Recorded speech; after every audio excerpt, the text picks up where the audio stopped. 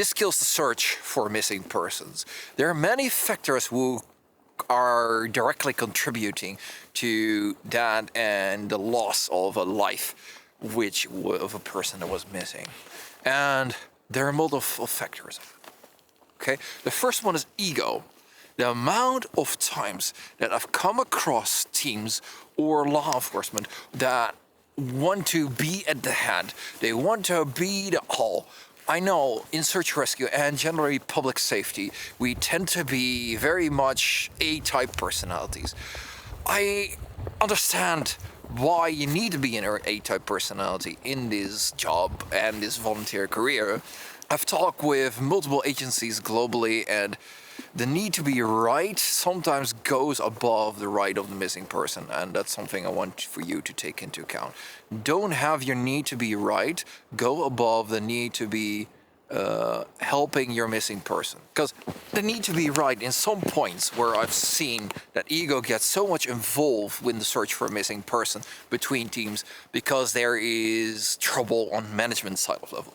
I usually don't see a lot of trouble as a country coordinator at the searcher, at the operational side. Where I see the trouble is either at a management level or at law enforcement level in collaboration with volunteer teams or volunteer teams between each other or public safety in general between each other. And everybody stays stuck on their little island to the detriment of our missing person. Because we need every single hand on board to be searching for a missing person. Not just they're waiting or not using resources. Use the resources that you have. If you are not doing this, you are causing trouble. You're degrading the potentiality to find your missing person. And I've seen teams like even to the point where they're stealing from each other without giving credit to the other team because, the other team was not right in this. The other team did not have this method that we use. That you want to go left doesn't mean that the data or the lost person behavior say that you actually need to focus on these specific areas. I've heard the claims and to the point where it's, but it's all about a missing person. But when I see it factually, sometimes it's not. It's about their preserving their position. It's about finances. If you're doing this, get out of search and rescue. You don't belong here. I'm very strict with that. Then, this of course leads to my second point, gatekeeping. The amount of gatekeeping I've seen in search and rescue, of course, there is an amount of gatekeeping that is needed and required for search and rescue. What do I mean with that? It means you need to screen for people and teams that are appropriate to the search, but on a level of proper volunteering and proper equipment and proper training and proper knowledge. What I mean not gatekeeping in the right way is that you are excluding the teams that are not contributing to your response efforts because you are gatekeeping from a position of ego. Inability that I've seen to accept resources that are offered to you because we're managing a crisis. We are managing a crisis. The inability to accept those hands is directly degrading the quality and an ability to search for your missing person. No matter what agency you're from. If you're doing this, and you probably know that you're doing this, and this is the hardest point to confront, because if you are not doing this, you're literally putting lives at stake. It's degrading your response efforts towards your missing person, and you're neglecting the family and neglecting the loved ones of that missing person. Stop with your gatekeeping. You'll improve your response efforts. This then transfers to my third point, not implementing proper search management. The absence of proper search management is, I think, even a greater killer than not implementing or working from an ego standpoint. If you don't have proper search management, you don't know what your resources are, you don't know what the type of resources are, you are deploying grid search teams as a first primary way to search for missing persons, we're gonna have some trouble. It means you don't understand the fundamentals enough for applying the proper resources in a proper area in a proper way that you should use them and their best of their abilities. If you are using a drone to search for water areas, just big water areas, sometimes it needs to be in combination with a bow to be more effective. A great combination is canines and drones.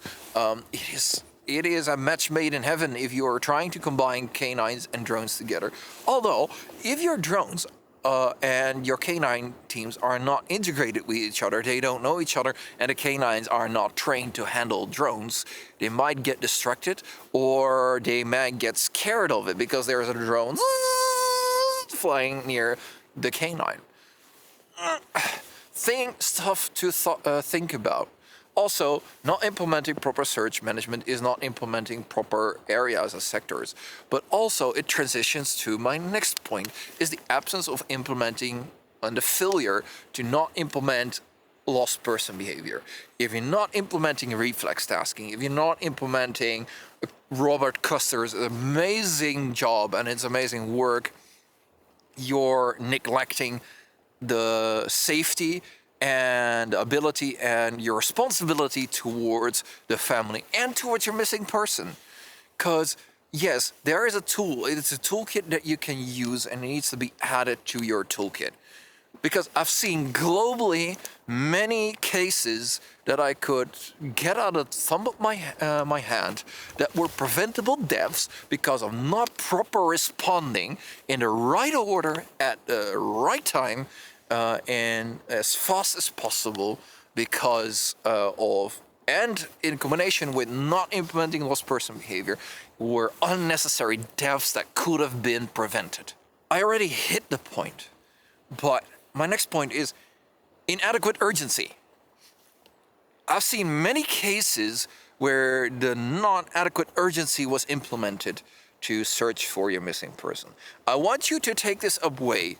Every missing person case is an urgency. You just need to make a difference in what type of the urgency is at. And if you are not prying and not scaling up the response fast enough because you think, oh, we are the agency, I am the boss here, I can do everything, and I am in control, and I decide which teams come and which teams go. Then you're making all of the previous mentioned mistakes plus inadequacy. And sadly, I've seen cases that are, again, preventable deaths because of the inability to scale fast enough and to accept the resources that are offered to you. Then, another problem that I see is not searching during the night. Just because it gets dark doesn't mean you need to stop the search. Just because, oh, okay, it's getting dark, we need to head back. It can be an option if you are searching for a deceased person. But don't assume that. There are a lot of missing person behavior profiles that are having a longer survivability than you might be expecting to. So this is, again, not implementing lost person behavior properly and looking at some of the statistics. That you think that somebody might be deceased might not be the case. They might be even surviving longer than you think they are doing, even in an urban environment, where it might be the opposite. Of course, we are looking for a needle in the haystack, and I know it's tough to make decisions, but make defensible decisions. If you're not implementing the previous mentions properly or you're neglecting them, I'm willing to go as far you're doing negligence. Next, you are not training with other resources. You're not training other teams. If you're not training with other teams, then the management level is never going to integrate with another team's management level. If you don't apply unified commands principles, you're gonna be in trouble. You're gonna have all over the place people swarming around. Everybody's gone there doing their own thing, and you're gonna waste valuable times and efforts. To the point where I've seen that people are not using recognized certified responders by looking at a lake for over 8 hours, and I've seen about like 300K, 400K of value of resources standing there for 8 hours and costing money. Costing people's time and not contributing to the search. Don't pool all of your resources to the same place, search manager. It will kill your missing person. Use your resources properly in the right order. Also, make sure that your people get certified in what they're doing. There's a major difference between internal training and external training. Internal training is good. It's good to get internal recognition. It's good to get internal development of your resources, and I want you to keep doing that. Just make sure that you're getting and working with organizations like the MRA, like NASAR, like ICIREG, like the Institute of Search and Technical Rescue, for you to implement proper training and certification and evaluation from different types and organizations, okay? All these things are solvable. If you maintain proper humbleness, you get proper certification, and you start working together. Get off your island, people. It is so sad. And again, so many deaths could have been prevented if some of these problems were solved before you did the search.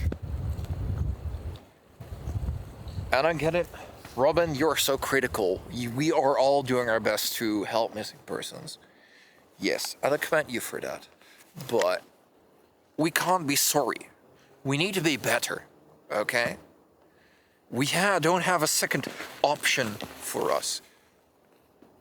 We can only search, put a mission correctly one time, okay? We have one chance to do this right. Yes, we can send another team in to recheck the area, but every time I see this, I really want to shout. I've been on multiple searches in last year where it's like, oh my God, I see so many of these previous mistakes. We can't be sorry. We need to be better. Don't be sorry, be better, as Kratos likes to mention it. Okay, this is Robin for Emhance and National Responder Development, Search Rescue Instructor for Emhance as well, and NASAR. Thank you so much for watching this, and I hope you start implementing this knowledge and start looking for and avoiding these mistakes. All right, Robin out.